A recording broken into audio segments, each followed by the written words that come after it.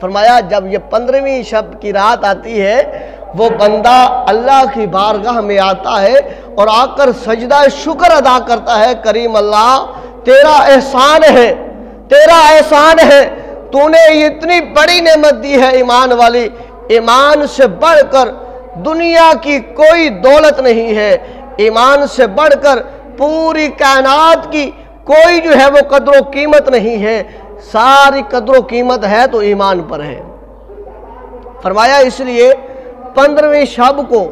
जो बंदे आ जाते हैं अल्लाह की बारगाह में शब बरात, उनको फिर मुबारकबाद दी जाती है कि तुम्हें मुबारक हो, तुम्हें मुबारक हो, तुम्हें मुबारक हो कि तुमने आका करीम सल्लल्लाहु अलैहि वसल्लम को देखा भी नहीं है, पर उसका गीत भी गाते हो, कलमा भी पढ़ते हो और उसके बताए हुए तरीके के मुताबिक ज़िंदगी को गुजारते भी हो।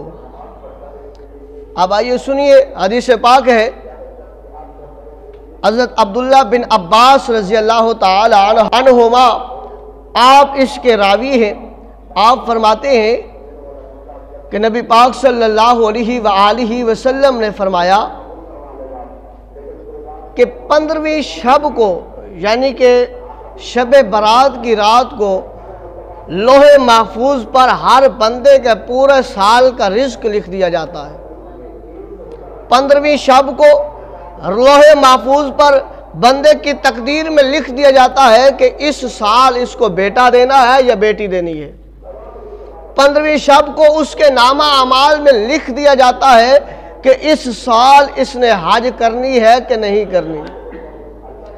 इस साल इसने जो है ये नेक काम करने हैं कि नहीं करने।